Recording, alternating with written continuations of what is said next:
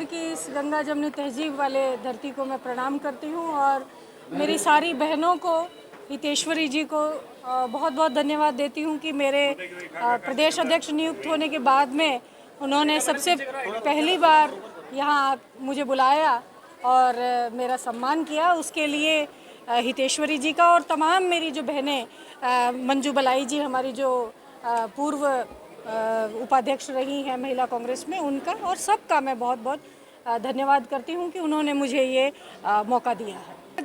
कि मैं अध्यक्ष हूं तो अपने आप में ही ये शब्द अपने पूरे लक्ष्य को परिलक्षित करता है। महिला कांग्रेस अध्यक्ष होने के नाते मेरी 2-3 जिम्मेदारियां हैं। जैसा कि हमारे आदरणीय अध्यक्ष अलका लांबा जी हमेशा इस बात को उठाती हैं कि हम 3 बातों पर, राहुल गांधी जी ने जो भारत जोड़ो यात्रा की और फिर उसके बाद में उन्होंने भारत जोड़ो न्याय यात्रा की और उस न्याय यात्रा में उन्होंने मुख्यतः नारी न्याय को सम्मिलित किया। तो नारी न्याय की जो बात है उसको हम आगे तक लेकर जाएंगे, जिसमें मुख्यतः 3 जो उद्देश्य हैं उनको पूरा करने की कोशिश करेंगे। उसमें एक आता है राजनीतिक न्याय, दूसरा आता है आर्थिक और तीसरा आता है सामाजिक न्याय। तो सबसे पहले जो हमारी लड़ाई है वो राजनीतिक न्याय को लेकर के है।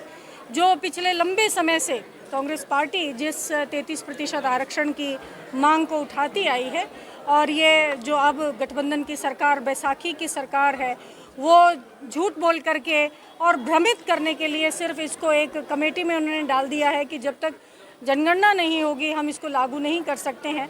तो ऐसा करके हम महिलाओं के साथ वो अन्याय कर रहे हैं। तो मेरा महिला कांग्रेस अध्यक्ष होने के नाते यही सबसे पहली प्रायोरिटी रहेगी कि हम पूरे स्टेट में जाकर के हर ज़िले में, हर तहसील पर ये प्रोटेस्ट करें, इसके विरुद्ध इस सरकार को जगाने की कोशिश करें कि हमें इंतज़ार अब और नहीं करना है।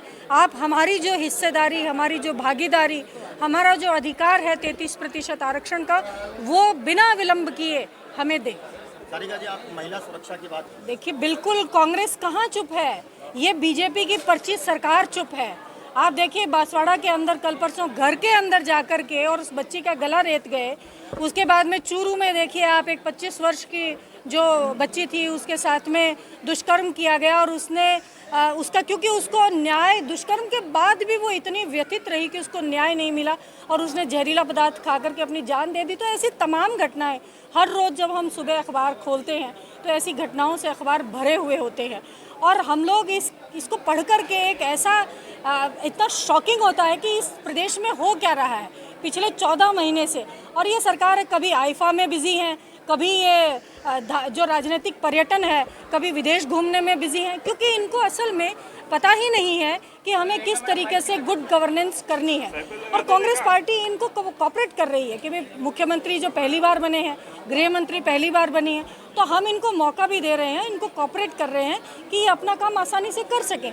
लेकिन जो कानून व्यवस्था है, जो प्रदेश की स्थिति है, वो दिन प्रतिदिन और भी बद से बदतर होती जा रही है। और जो योजनाएं कांग्रेस सरकार में थी पिछले 14 महीने में, इस सरकार ने सिर्फ और सिर्फ उन योजनाओं को बंद करने का, उनमें बजट घटाने का या लोगों को भ्रमित करने का काम ही किया है।